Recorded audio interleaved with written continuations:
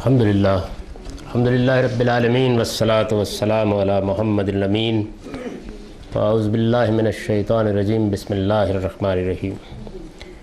خواتین و حضرات،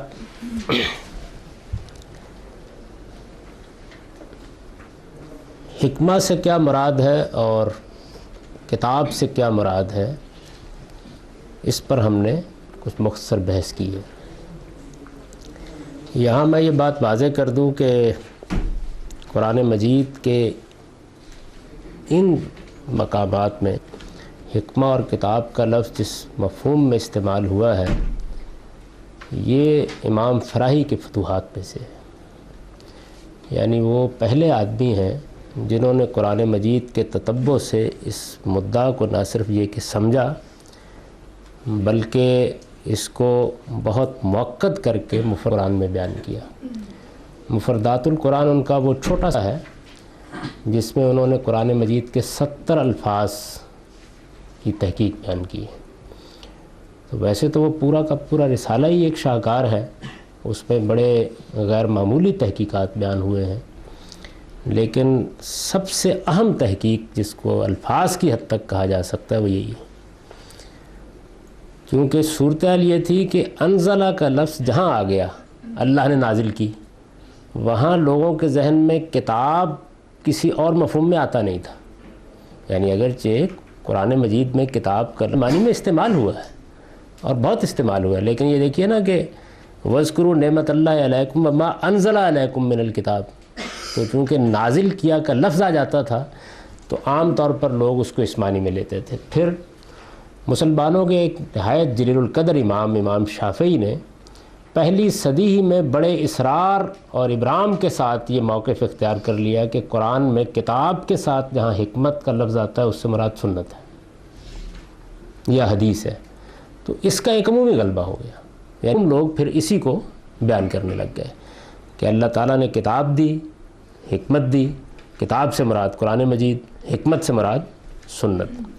اور جن مقامات پر کوئی توجیہ ممکن نہیں تھی، جیسے یہ مقام ہے وَإِذَا عَلَّمْتُكَ الْكِتَابَ وَالْحِكْمَةَ وَالتَّوْرَاةَ وَالْإِنْجِيلَ، اب ظاہر ہے کہ یہاں تو یعنی مشکل پیش آتی ہے اس میں جو طریقہ زمخشری نے اختیار کیا وہ یہ اختیار کیا کہ کتاب اور حکمت سے مراد جن سے کتاب و حکمت ہے، یعنی جو کتاب اللہ تعالیٰ دیتے چلے آ رہے ہیں، یہ بیان کیا ہے کہ وہ سب تو تمہارے پاس ہے ہی، اور حکمت تو اللہ تعالیٰ کا دیا ہوا ہے جس میں آدمی دانائی کے ساتھ، دانشمندی کے ساتھ چیزوں کو سمجھتا ہے۔ تو اس کے بعد یہ بیان کر دیا گیا ہے کہ چونکہ یہ کتاب اور حکمت جو ہے اس کا ایک پہلو تورات اور انجیل میں بھی ہے، تو بعد میں اس کو بیان کر دیا گیا، یعنی انہوں نے یہ طریقہ اختیار کیا۔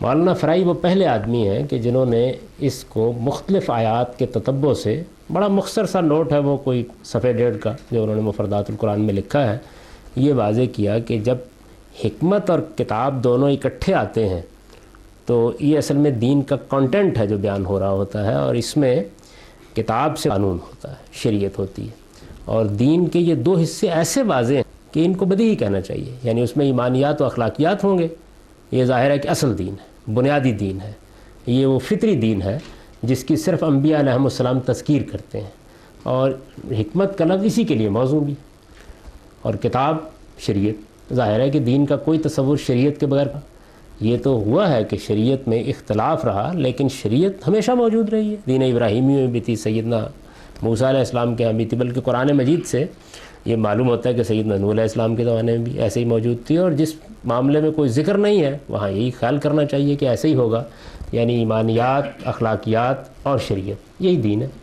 دین کے کانٹینٹ کو ویسے بھی آپ دیکھیں تو کوئی چیز اس سے باہر نہیں رہتی، یعنی آپ پورے قرآن کو پڑھ جائیں، نبی صلی اللہ علیہ وسلم نے جو کچھ دین ہم کو دیا اس کو دیکھ جائیں تو یہی چیزیں ہیں۔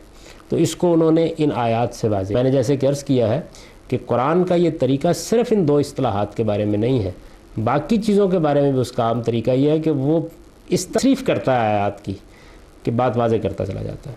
اب وہاں آدمی کو خیال ہوتا ہے کہ 4 باتوں کا ذکر ہے، قرآن کی تلاوت ہے، آیات کی تلاوت ہے، کتاب کی اور حکمت کی تعلیم ہے، 2 باتیں یہ ہیں، اور پھر تزکیہ ہے، لیکن پھر جب سورہ نساء اور بقرہ میں بیان کیا دیکھیے 2 باقی رہ گئی. وَعَلَّمَكُم مَّا لَمْ تَكُن تعلم کر کے بتا دیا کہ یہ تفصیل ہے جو اس کی جا رہی ہے. تورات اور انجیل کے ذکر میں پھر دونوں کو بیان کر کے تورات کے بارے میں یہ کہ وہ قانون ہے، شریعت ہے، اور انجیل حکمت ہے، کوئی ابہام نہیں ہو سکتا تھا. پھر اس کو مزید واضح کر دیا. حکمت کا اطلاق کن چیزوں پر ہوتا ہے؟ ایک جگہ اس کی جگہ ایمان کا لفظ رکھ کے بتا دیا اور دوسری جگہ ایک پوری فہرست کے بعد کہہ دیا کہ یہ حکمت ہم نے تم پر نازل. تو اس سارے کا تتبع کر کے انہوں نے اس کو واضح کیا ہے. الحکمہ کی تعبیر جن مباحث کے لیے اختیار کی گئی ہے وہ بنیادی طور پر 2 ہیں. ایک ایمانیات، دوسرے اخلاقیات. تاب کے تحت جو مباحث بیان ہوئے ہیں وہ یہ ہیں، یعنی اب یہ کانٹینٹ میں نے بیان کر دیا پورا کا پورا. ایمانیات کی فہرست آگے اسی مضمون میں بیان ہو جائے گی. اخلاقیات کے بارے میں عرض کر چکا ہوں کہ قرآن مجید نے اس کو اساسی طور پر سورہ بنی اسرائیل میں بیان کیے. مجھے ابھی اس پر لکھنا ہے، ایمانیات اور اخلاق دونوں باب مجھے لکھنا ہے اس کتاب میں، اور ظاہر ہے کہ میں مختلف پہلوؤں سے اس کو اس دوران میں دیکھتا رہتا ہوں. تو یہ معلوم ہوتا ہے کہ قرآن مجید نے اخلاقیات کے معاملے میں ایک مقام پر تو یہ کیا ہے کہ ان کی بنیادیں واضح کی ہیں. ان اللہ یامر بالعدل والاحسان وایتاء ذی القربى وینہی عن الفحشاء والمنکر والبغی. 3 مثبت 3 منفی باتیں، اور اگر غور کیا جائے تو یہ ساری اخلاقیات کی اساسات ہیں، یعنی بنیاد یہی ہے. پھر اس کے بعد کیا کیا؟ سورہ بنی اسرائیل میں جتنے اساسی احکام ہو سکتے ہیں تفصیل میں ان کو بیان کر دیے. چنانچہ پچھلے دنوں میں چونکہ اس پر آگے کام کر رہا ہوں تو میں نے یہ اندازہ کیا کہ قرآن مجید کے دوسرے مقامات پر اور تمام احادیث میں بھی جتنی اخلاقی چیزیں بیان ہوئی ہیں وہ سب سورہ بنی اسرائیل کی شرح ہے. یعنی سورہ بنی اسرائیل میں جو اخلاق فہرست بیان کی گئی ہے، آپ یہ سمجھ لیجئے کہ ہر ایک چیز اس سے متعلق ہو جاتی ہے، اور وہ فہرست غیر معمولی ہے. تو میں آپ کے سامنے چونکہ بڑی تفصیلی ہے اس کے اصل کو پڑھنے کے بجائے سید صاحب کا ترجمہ اس سے آپ ہو جائے گا قرآن نے اس کو کس طرح استعمال کیا ہے.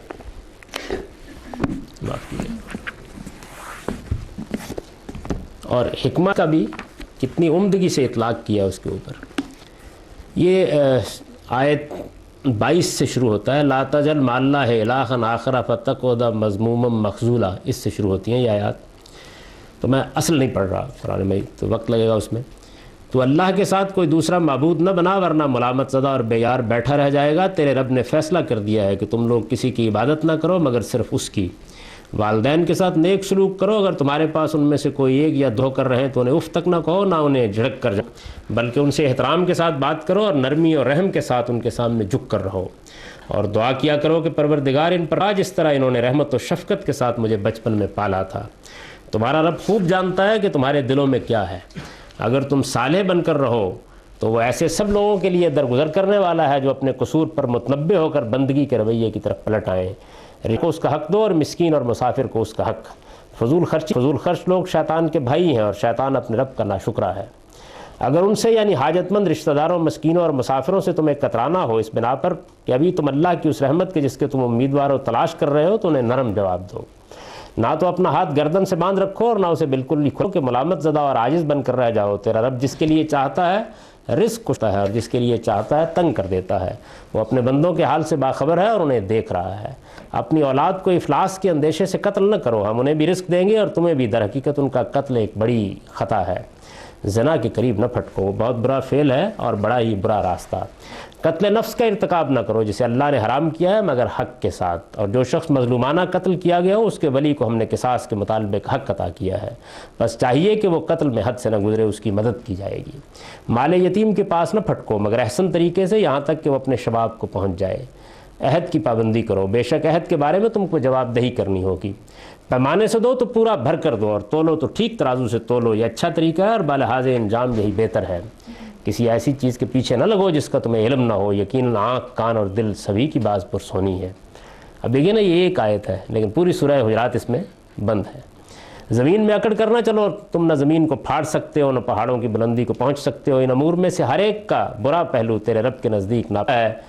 یہ وہ حکمت کی باتیں ہیں جو تیرے رب نے تجھ پر وحی کی. ذالک مما اوحی الیک ربک من الحکمہ ولا تجعل مع اللہ الہا آخر فتلقى فی جہنم ملوما مدحورا. یہ قرآن مجید کا مقام ہے. بالکل سمیٹ لیا ہے گویا تمام اخلاقیات کو جتنی بھی ہو سکتی ہیں، اور سب چیزیں اس سے متعلق ہو جاتی ہیں.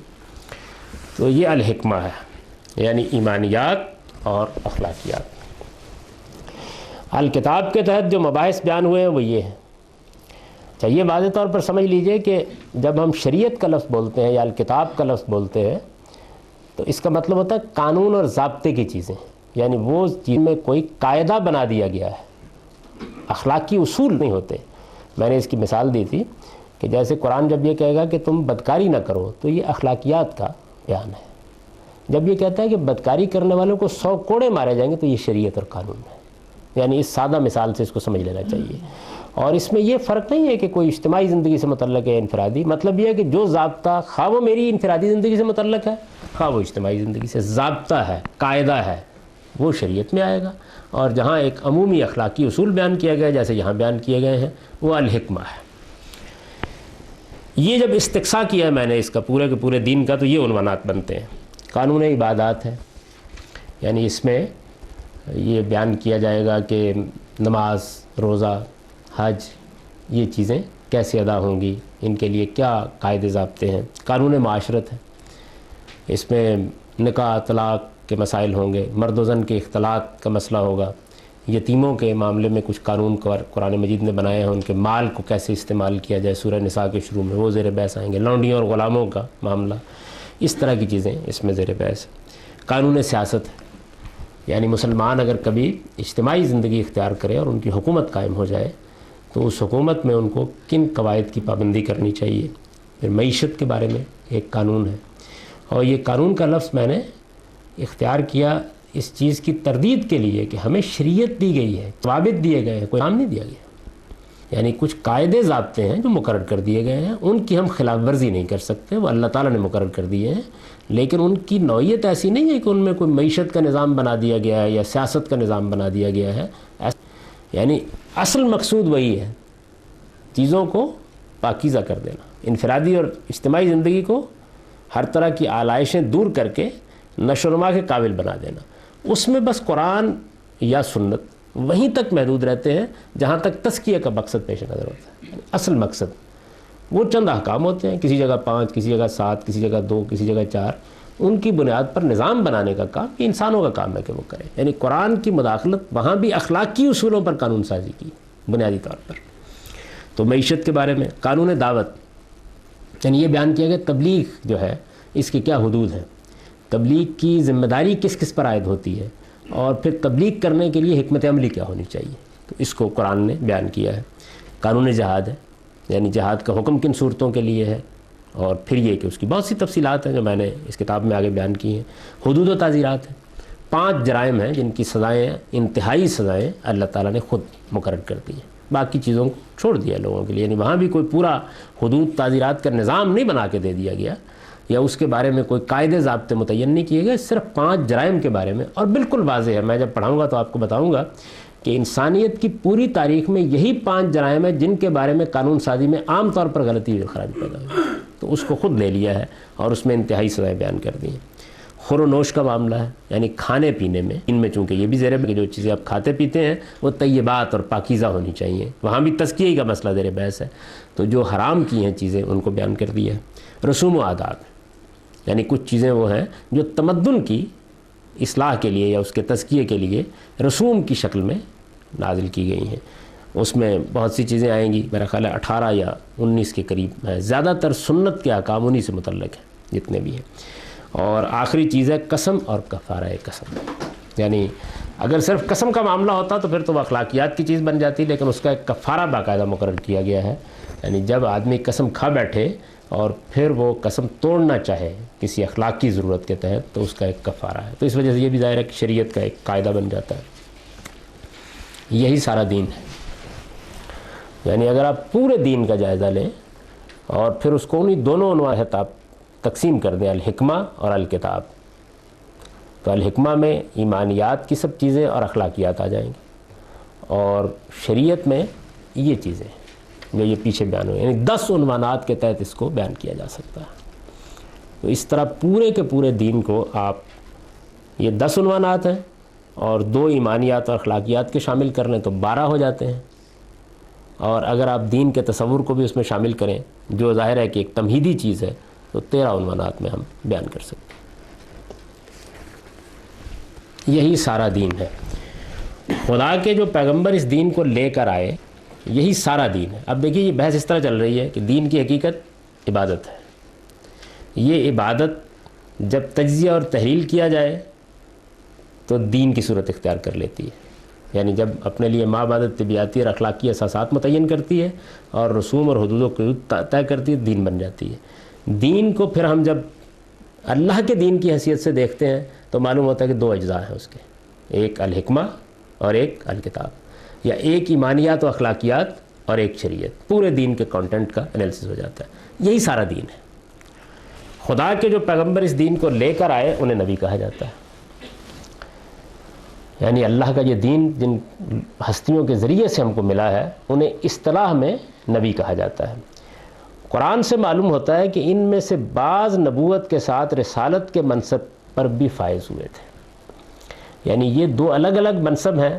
اس کو قرآن مجید نے سورہ حج میں واضح کیا ہے، وَمَا أَرْسَلْنَاكَ مِن قَبْلِكَ مِن نَبِيٍّ وَلَا رَسُولٍ، یعنی تم سے پہلے ہم نے جو نبی اور جو رسول بھی بھیجا۔ تو ظاہر ہے کہ یہ اسلوب اختیار نہیں کیا جا سکتا اگر یہ الگ الگ مناسب کے نام نہ ہوں، تو اس کو بیان کیا ہے۔ قرآن سے معلوم ہوتا ہے کہ ان میں سے بعض نبوت کے ساتھ رسالت کے منصب پر بھی فائز ہوئے تھے۔ نبوت یہ ہے کہ بنی آدم میں سے کوئی شخص آسمان سے وحی پا کر لوگوں کو حق بتائے اور اس کے ماننے والوں کو قیامت میں اچھے انجام کی خوشخبری دے اور نہ ماننے والوں کو برے انجام سے خبردار کرے۔ قرآن اپنی اصطلاح میں اسے انذار اور بشارت سے تعبیر کرتا ہے۔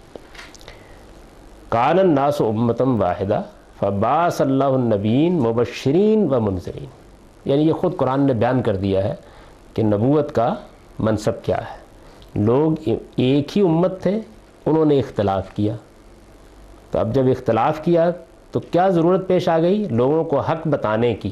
میں نے جو تعریف کی ہے، نبوت یہ ہے کہ بنی آدم میں سے کوئی شخص آسمان سے وحی پا کر لوگوں کو حق بتائے، تو یہ تو بنیادی کام ہو گیا۔ اچھا، اب اس کے بعد کیا ہے؟ انذار اور بشارت۔ لوگ ایک ہی امت تھے، انہوں نے اختلاف کیا تو اللہ نے نبی بھیج، بشارت دیتے اور انذار کرتے ہوئے۔ یہ سورہ بقرہ میں نبی کیوں بھیجے گئے، کتاب کیوں دی گئی، یہ سب بیان ہوا ہے، اس ایک ہی آیت میں بیان ہوا، وہ آگے اس کا باقی حصہ بھی آ جائے گا۔ تو نبی یہ کلمہ ایکچولی نہیں، پیچھے امت میں تھا کہ ایک ہی شریعت کے ساتھ یہاں کے جی کیا ہے؟ سوال واضح نہیں ہوا آپ کا۔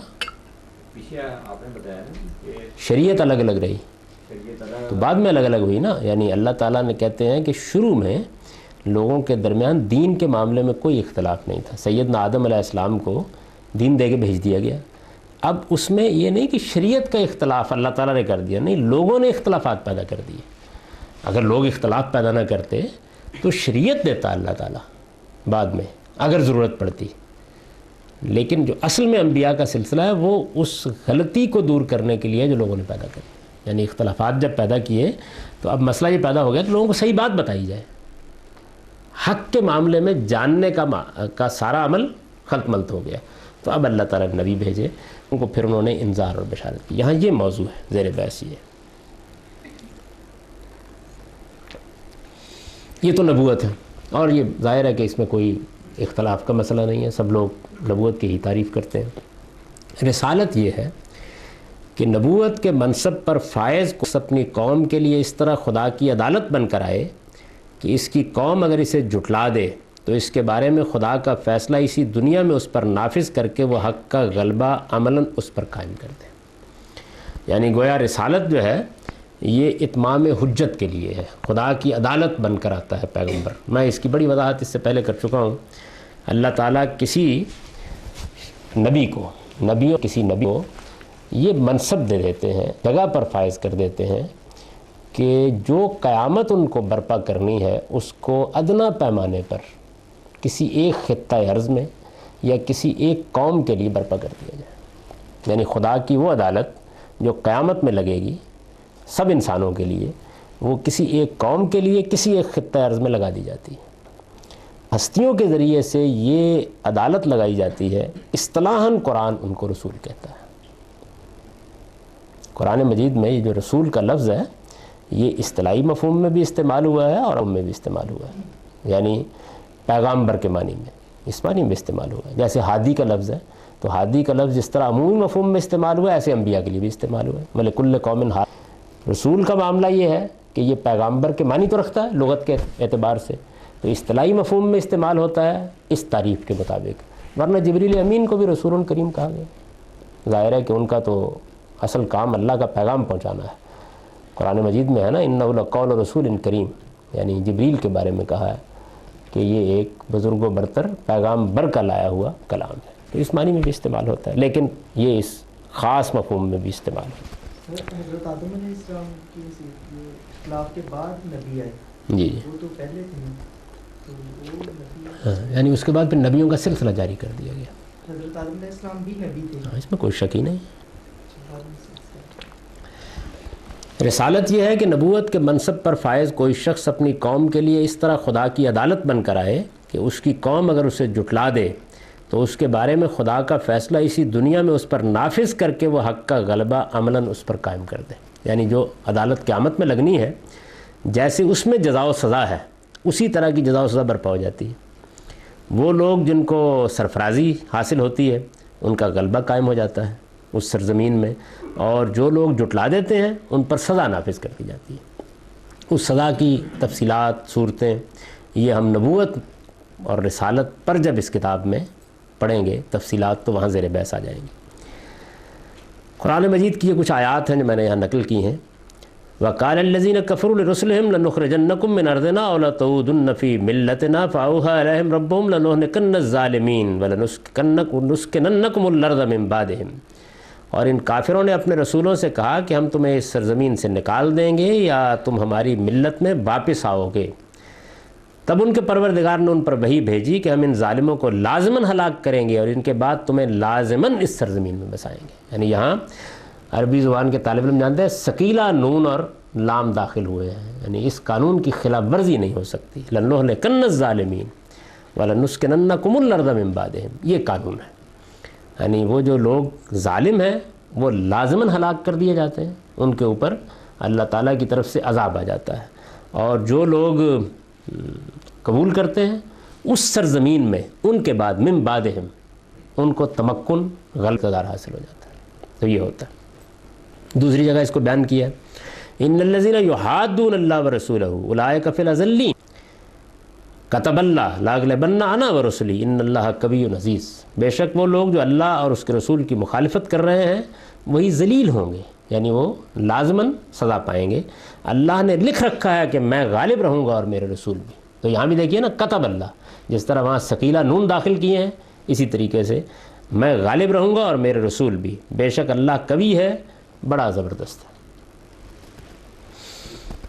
یہ قرآن مجید نے اس سنت کی طرف اشارہ کیا۔ پچھلے دنوں ایک صاحب نے ہمارے اس نقطہ نظر میں، چونکہ اس کی زد بہت سی چیزوں پر پڑتی ہے، نبوت اور رسالت کا یہ فرق، پھر رسالت کے بارے میں یہ خصوصی قانون، اس کے نتیجے میں ایک قانون اتمام حجت جو ہے وہ سامنے آتا ہے، تو یہ ایک پوری دنیا ہے جو اس سے نکل پڑتی ہے۔ پھر اس کے اثرات ہوتے ہیں، یعنی جہاد کے قانون کی نوعیت بالکل تبدیل ہو جاتی ہے، اسی طریقے صحابہ کرام کے اقدامات کی نوعیت بالکل تبدیل ہو جاتی ہے۔ ارتداد کی سزا کا معاملہ اس کی ایک فرع کے طور پر بالکل دوسری صورت اختیار کر لیتا ہے۔ تو مذہبی حلقہ عام طور پر چونکہ اس کو قبول نہیں کرتا تو وہ مختلف جگہوں سے اس کی تردید کے لیے توجہ دلاتا رہتا ہے۔ سورہ اعراف کے ایک مقام کے بارے میں ایک صاحب نے، ایک صاحب علم حیثیت نے مجھے لکھا کہ یہ واضح تردید ہے تمہارے نقطہ نظر کی۔ تو سچی بات یہ ہے کہ سورہ اعراف کو اس مقام کی طرف کبھی توجہ نہیں ہوئی تھی میں نے اس پہلو سے، اور جب میں نے اس کو پڑھا تو معلوم ہوا کہ اس سے زیادہ بہتر سے یہ قانون کہیں اور بیان نہیں ہوا۔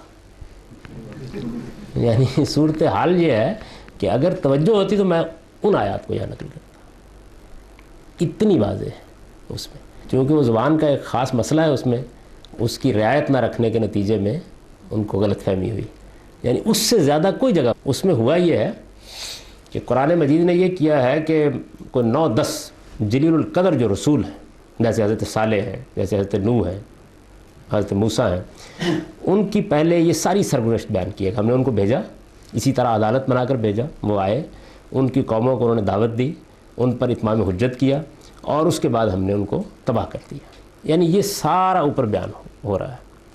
اس کے بعد جب وہ ختم ہو جائے ساری کی ساری داستان، وہ لمبی ہے بہت، 9-10 رسولوں کی سورہ اعراف چونکہ بڑی تفصیلی سورہ ہے، تو وہ جب سب ختم ہو جاتی ہے تو اس کے بعد وہ آیت آتی ہے. اب اس میں جو الفاظ استعمال کیے ہیں وہ یہ ہیں کہ وَمَا نبی، ان بستیوں میں ہم نے، اب نبی ہے نا، تو اصل میں اس کا مطلب یہ ہے کہ ہم نے ان بستیوں میں، یہ جو بستیاں ان کا ذکر ہوا ہے اوپر، ان میں جس نبی کو بھی رسول بنا کر بھیجا ہے. یعنی وہ ارسلنا کے معنی قرآن مجید میں اس معنی میں چونکہ آتا ہے، حضور نے اس معنی کی طرف اشارہ کیا تھا جو مشہور دعا ہے، ایک رات کی دعا ہے نا، آپ لوگوں میں سے بہت سو کو یاد ہوگی، تو اس میں آخر میں آتا ہے وَنَبِيَّكَ الَّذِي أَرْسَلْتَ. تو ایک صحابی کو حضور نے وہ دعا یاد کرائی اور اس نے اگلے دن پڑھی وَرَسُولَكَ الَّذِي أَرْسَلْتَ. تو آپ نے ٹوکا کہ نہیں وَنَبِيَّكَ الَّذِي أَرْسَلْتَ، نہیں ایسے پڑھو، اس لیے کہ اس کا مطلب کیا ہے، اور وہ تیرا وہ نبی جس کو تو نے رسول بنا کر بھیجا ہے. تو اس میں بھی اسی مفہوم میں ہے. تو وہاں یہ بیان کیا گیا ہے کہ ہم نے ان نبیوں میں سے جس کو بھی رسول بنا کر بھیجا، اس کے بارے میں ہمارا یہ قانون رہا کہ انہوں نے اتمام، پھر قانون کو بیان کیا اس کو پورے کے پورے کو. اور قانون بیان کرنے کے بعد یہ کہ ارسلنا کے معنی کے بارے میں کوئی بہام نہ ہو، وہ آیت آگے بڑھتی ہے اور پھر آگے جا کر یہ آیت آ جاتی ہے، اور یہ وہ بستیاں جن کے اندر ہمارے رسول آئے. یعنی اتنی خوبی سے اس کو قرآن نے واضح کیا، گویا یوں سمجھ لیجئے کہ پورا قانون وہاں بیان پر سب کی سرگزشتیں اس میں بیان ہوئی ہیں. تو یہ بالکل قطعی چیز ہے، قرآن مجید میں یہ بالکل واضح ہے، اور اس میں بڑی وضاحت سے قرآن نے یہ بیان کیا کہ کن لوگوں کو یہ منصب حاصل ہوتا ہے. رسالت کا یہی قانون ہے جس کے مطابق خاص نبی صلی اللہ علیہ وسلم کے بارے میں قرآن کا ارشاد ہے. اس سلسلے کا ایک پرانا سوال ہے، اجازت دیں تو؟ جی ضرور ہو جائیں تو جو اچھا. آیت ہے اس میں رسولوں کے لازماً غالب ہونے کی بات کی گئی ہے، جبکہ قرآن میں مختلف جگہ یہ بیان کیا گیا ہے کہ رسول قتل بھی کیے گئے.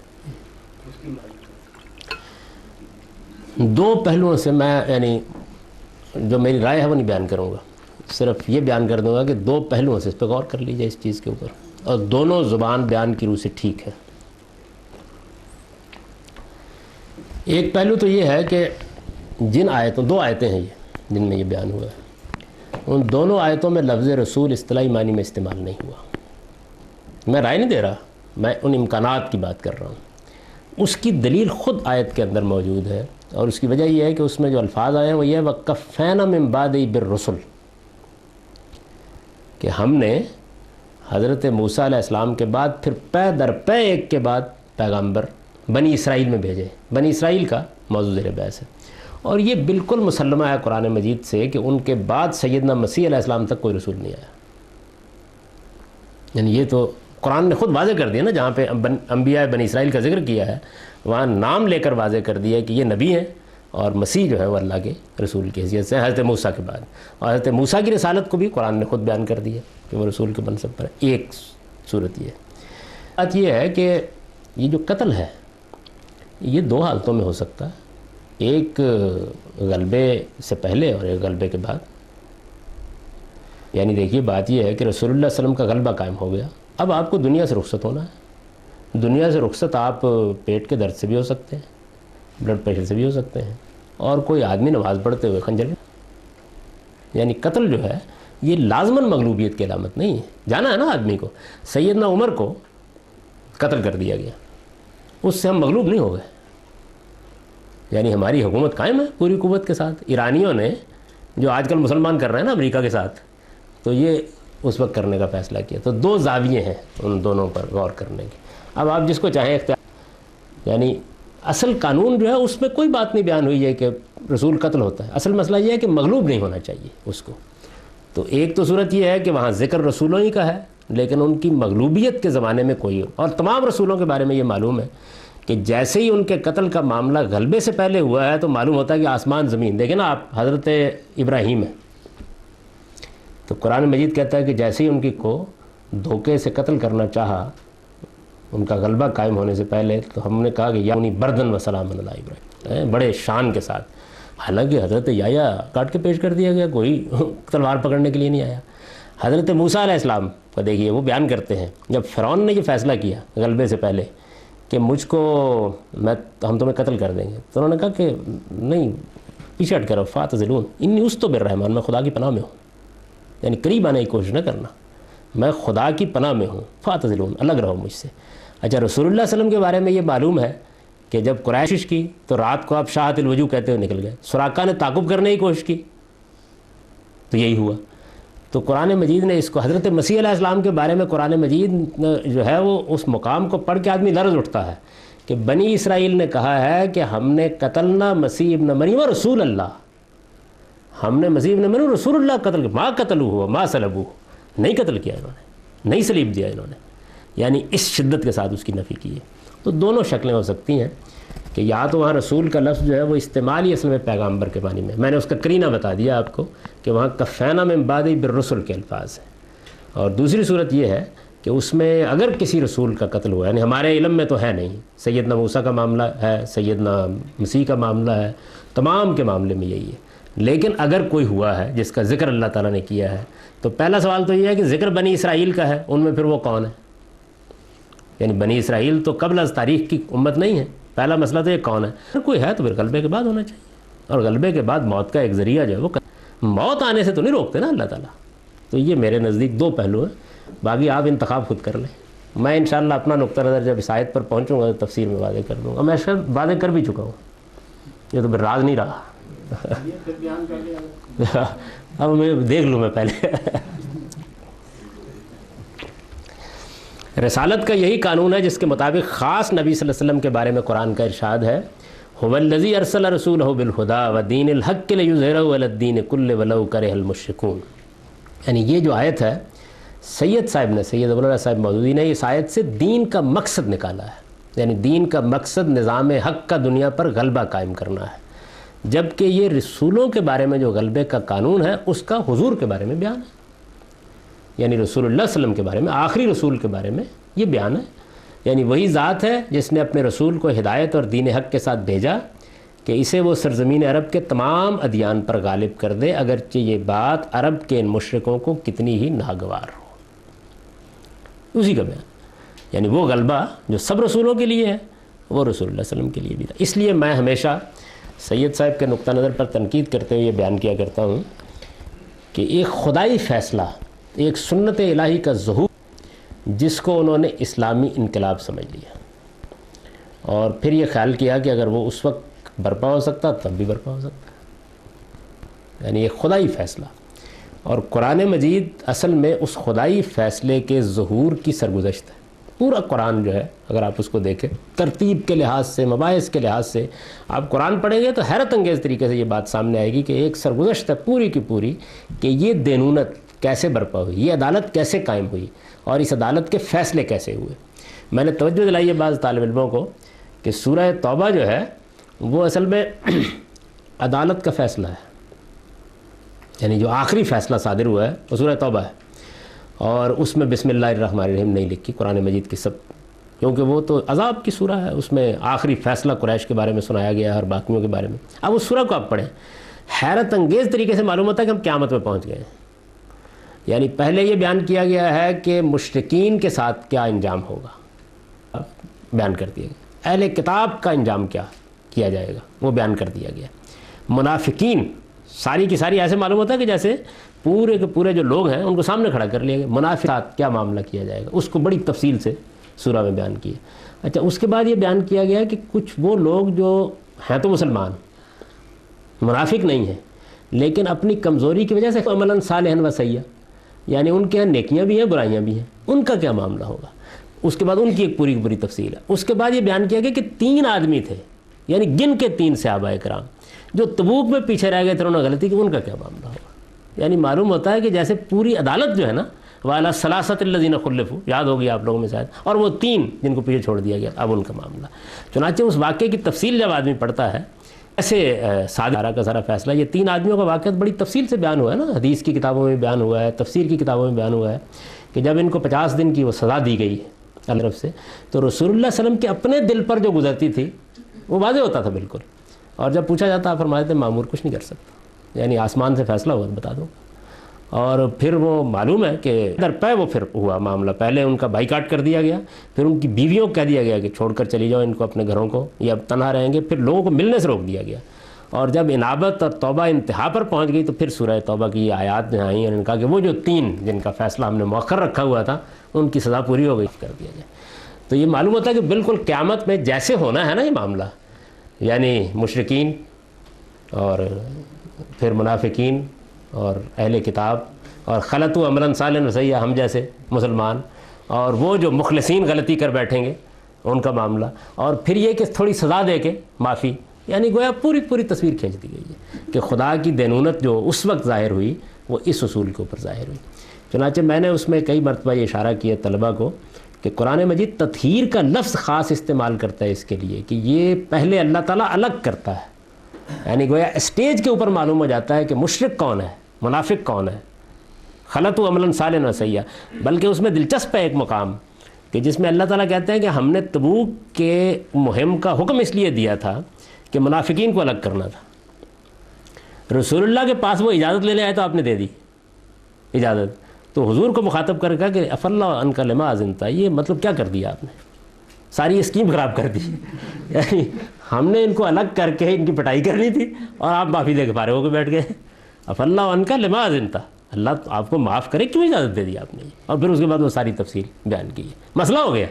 یعنی تطہیر کا جو عمل ہے وہ پورا کیا گیا جیسے قیامت میں ہوگا نا، یعنی لوگ جو ہے الگ الگ کیے جائیں گے، پہلے اعمال نامے ان کے واضح کر دیے جائیں گے، بتا دیا جائے گا آپ کا جرم یہ ہے، پھر اس کے بعد سزا نافذ کر دی جائے گی۔ تو سورہ توبہ جو ہے وہ اس عذاب کی سورہ ہے، یہی وجہ ہے کہ اس کے اوپر اللہ تعالیٰ کی رحمت کا جو کلمہ ہے بسم اللہ الرحمن الرحیم وہ نہیں لکھا، ایک ہی سورہ ہے قرآن مجید کی، اور شروع براۃ من اللہ رسول الی الذین عاہدتم من المشرکین فسیحوا فی الارض اربعۃ اشہر، 4 مہینے اب تم کو الٹیمیٹم ہے، ان اللہ مخزی الکافرین، اور اس کے بعد ہم ذلیل کرنے کا عمل شروع کرنے والے ہیں، یہاں سے شروع ہوتی ہے، اور پھر کیا بات ہے پوری کی پوری سورہ کی۔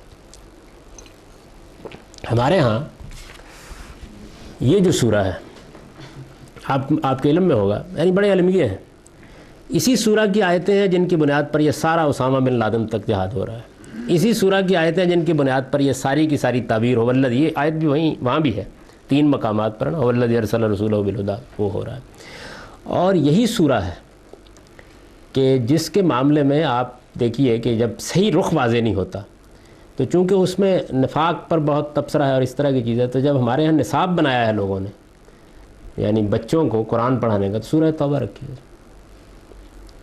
یعنی حالانکہ بچوں کے لیے بے محل ہے، یعنی مطلب یہ ہے کہ اس کی کوئی وجہ نہیں ہے، لیکن آپ کا حصہ بنا جہاد کا جذبہ پیدا کرنا مقصود ہے، جبکہ وہاں جو جہاد ہو رہا ہے وہ بھی اور ہے، ہو رہا ہے وہ بھی اور ہے، اور اس کی نوعیت ہی بالکل مختلف ہے۔ تو ہمارے نصاب میں بچوں کا 6ٹی 7ویں میں قرآن کا جو نصاب بنا ہے تو انفال اور توبہ اس میں رکھی ہے۔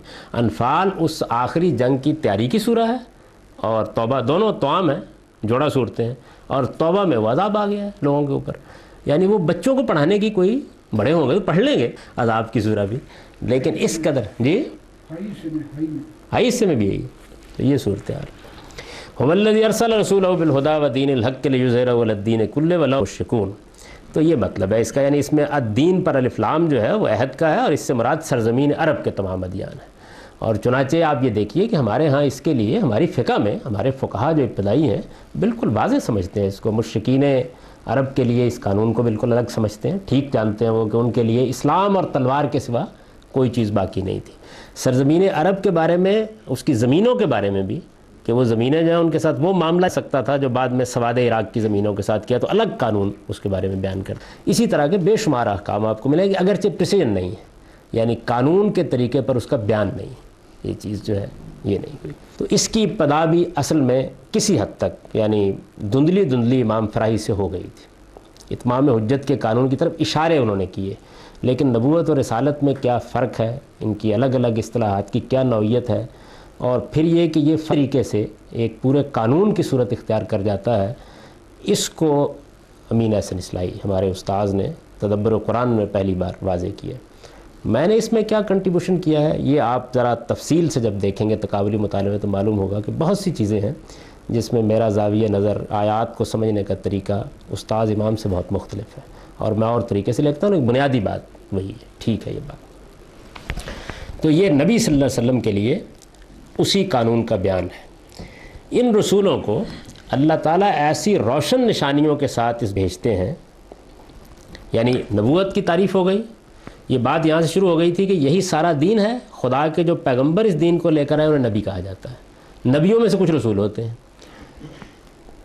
ٹھیک ہے, میں آپ کے ساتھ جو زیادتی کرتا ہوں اس کا مجھے اندازہ ہے, لیکن وہ میں اب کیا کروں, کہیں نہ کہیں سے جی اوپر ہو جاتا ہے.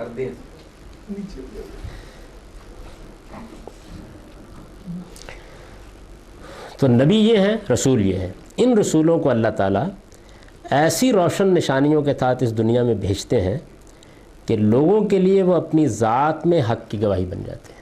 یعنی کیونکہ وہ عدالت بن کے آتے ہیں تو اللہ تعالیٰ وہ سارے اسباب ان کے گرد جمع کر دیتا ہے جس کے بعد حجت تمام ہو جائے. گواہی کیا چیز ہوتی ہے؟ گواہی وہ چیز ہوتی ہے کہ جب وہ واقع ہو جاتی ہے صحیح صورت میں تو مجرم کو سزا دے دی جاتی ہے. یہی ہوتی ہے نا. یعنی جب گواہی کا لفظ آپ بولتے ہیں, اسی معنی میں بولتے ہیں نا, گواہی قائم ہو گئی. تو گواہی قائم ہو گئی کا مطلب یہ ہے کہ اب اس کے بعد عدالت فیصلہ کرنے کا حق رکھتی ہے. تو اللہ کے رسول گواہی قائم کر دیتے ہیں. آگے لوگوں کے لیے وہ اپنی ذات میں حق کی گواہی بن جاتے ہیں. اس کے معنی یہ ہے کہ حق ان کی ذات سے اس طرح واضح ہو جاتا ہے کہ اس کے بعد کسی شخص کے پاس اس سے انحراف کے لیے کوئی عذر باقی نہیں رہتا. قرآن کی اصطلاح میں یہ شہادت علی الناس ہے. یعنی قرآن مجید نے اس کے لیے شہادت علی الناس کی اصطلاح استعمال کی. عربی زبان کے طلبہ یہ جانتے ہوں گے کہ عربی زبان میں شہادت کے فعل کے لیے لام کی پریپوزیشن بھی آتی ہے, لام کا صلہ بھی آتا ہے اور علا کا بھی. تو شہادت علی الناس مطلب لوگوں کے خلاف گواہی قائم کر دینا. لوگوں کے خلاف وہ گواہی قائم کر دیتے ہیں. یہ اصطلاح بھی ٹھیک طرح سے نہیں سمجھی گئی. قرآن میں اتمام حجت کا لفظ نہیں آیا, یہ لفظ آیا قرآن مجید میں. شاہدن علیکم, حضرت موسیٰ کے بارے میں کہا ہے نا کہ ہم نے انا ارسلنا کما ارسلنا علیکم کما ارسلنا الی فرعون رسولا, ہم نے آپ کو قریش پر گواہ, قریش کے خلاف گواہ کے طور پر کھڑا کر دیا ہے, ایسے ہی جیسے ہم نے فرعون کے خلاف موسیٰ کو کھڑا کر دیا تھا. تو وہاں اس لفظ کو کھولا ہے اللہ تعالیٰ نے. آیت یاد ہے آپ کو؟ اچھا کر دیے, کمال ہے. سورہ مزمل میں اللہ تعالیٰ نے نبی صلی اللہ علیہ وسلم کی قوم کو خطاب کرتے ہوئے آپ کے بارے میں فرمایا انا ارسلنا الیکم رسولا شاہدا ما ارسلنا الی فرعون رسولا. دیکھیں کیسے خوبصورتی سے واضح کیا اس کو. تمہاری طرف ہے قریش مکہ, ہم نے ایک رسول بھیجا ہے. پہلے یہ بات کہی, وہ رسول کیا ہے؟ شاہدن علیکم, تمہارے خلاف خدا کی گواہی دینے کے لیے آیا ہے. کما ارسلنا, جیسے ہم نے الی فرعون رسولا, رسول فرعون کی طرف بھیجا تھا. تو اس میں معنی کو بھی بیان کر دیا, شاہدن علیکم. اس لفظ کو بھی بہت اچھی طرح سمجھ لیجئے, اس لیے کہ یہی لفظ ہے کہ جس کے نہ سمجھنے سے بڑی نازک بحثیں باز پیدا ہوئی ہیں.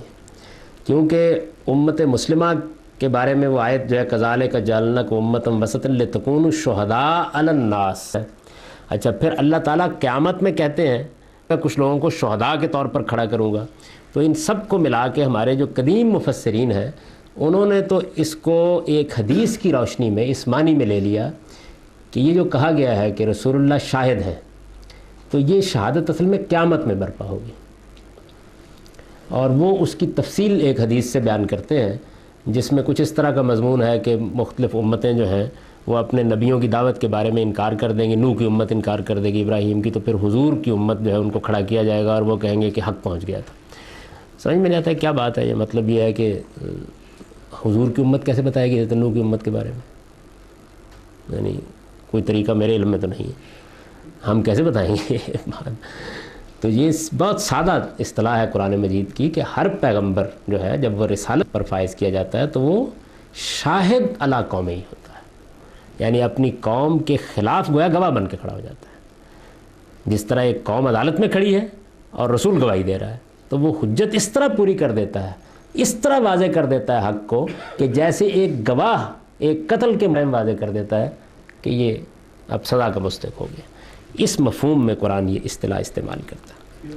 جی اس میں جو ترجمہ کیا ہے اس میں پر کا لفظ آپ نے استعمال کیا, تو پر گواہ بنا بجائے اس کے کہ تمہارے خلاف گواہ بنا. اردو زبان میں اصل میں پر اور کے لیے استعمال ہوتا ہے, لیکن اگر اس وضاحت کی ضرورت ہے تو میں کر دوں گا انشاءاللہ. عام طور پر جب کہا جائے نا کہ یہ شخص جو ہے یہ فلاں مجرم پر گواہ ہے تو بولیں گے کہ خلاف گواہ ہے, اور جب آپ کے حق گواہی دیجیے تو میں نے ان کے لیے یہ گواہی دی، ایسے بولتے ہیں۔ تو عام طور پر چونکہ یہ مفہوم ہے اردو میں تو میں نے اس کو لے لیا ہے، لیکن اگر ضرورت ہو تو اس کو واضح کر دوں گا۔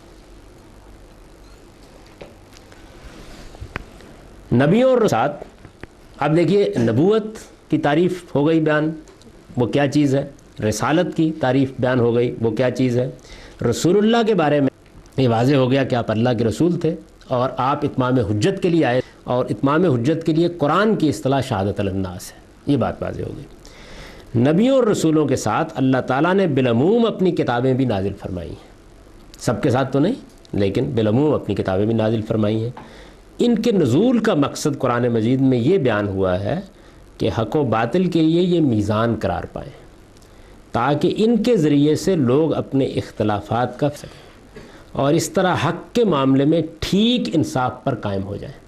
یعنی پیغمبر جو کچھ کہے گا ظاہر بات ہے کہ وہ تو اپنے سامنے کہہ دے گا، لیکن کتاب گویا ایک مستقل دستاویز بن جاتی ہے ریفرنس کے لیے کہ جی یہ حق ہے، یہ باطل ہے۔ ایسے قرآن مجید آیت ہمارے سامنے موجود ہے، تو اس کو بیان کیا۔ یہ آیت بالکل اس کے ساتھ، یہ جو اوپر آئی ہے نا، کان الناس امۃ واحدہ فبعث اللہ النبیین مبشرین و منذرین، یعنی لوگ ایک ہی گروہ تھے، پھر اللہ نے ان میں نبی بھیجے، وہ بشارت دیتے ہوئے اور انتے ہوئے آئے، وانزل معہم الکتاب، اور ان کے ساتھ کتاب نازل کی، بالحق، قول فیصل کے ساتھ۔ بالحق کا مطلب یہاں یہ ہے کہ بالکل ایک میزان بنا کے، قول فیصل بنا کے، کس لیے، یحکم بین الناس فی مختلفوا فی، تاکہ لوگ جن چیزوں میں اختلاف کر رہے تھے ان کے درمیان یا ان کے بارے میں فیصلہ کریں۔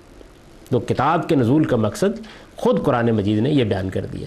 اب بالکل یہی مدعا ہے، لیحکم بین الناس فی مختلفوا فی، آپ قرآن کو مختلف جگہوں پر دیکھنا شروع کریں نا وہ بالکل واضح کر دیتا ہے، جس کو پھر سورہ حدید میں میزان کے ایک لفظ سے ادا کر دیا، اللہ الذی انزل الکتاب والمیزان، لیکن وہ ایک واو آ گئی ہے مصیبت وہاں پہ۔ اللہ وہی ذات ہے جس نے نازل کی کتاب یعنی میزان۔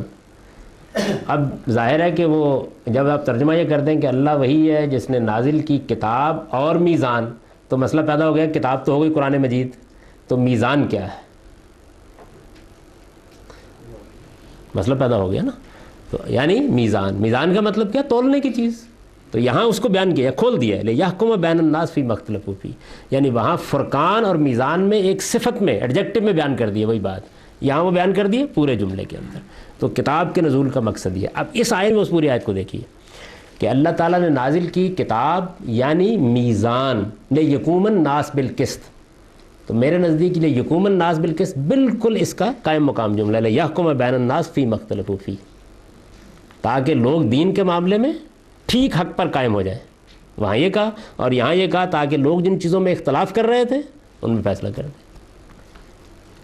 تو اس طریقے سے قرآن مجید یہ ہے، القرآن یفسر بعضہ بعضا، یعنی اس طریقے سے تفسیر کر دیتا ہے۔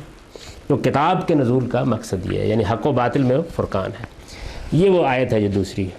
اب یہ میں نے اس کو پہلے رکھ دیا اس لیے کہ یہ آیت جو ہے یہ توضیح کر رہی ہے اور دوسری میں بحث پیدا ہو جاتی ہے، تو اس کو بعد میں کر دیا، وَأَنزَلْنَا مَعَهُ وَالْمِيزَانَ لِيَقُومَ النَّاسُ بِالْقِسْطِ، اور ان رسولوں کے ساتھ ہم نے اپنی کتاب کو باطل کے لیے میزان نازل کی تاکہ اس کے ذریعے سے لوگ حق کے معاملے میں ٹھیک انصاف پر قائم ہوں۔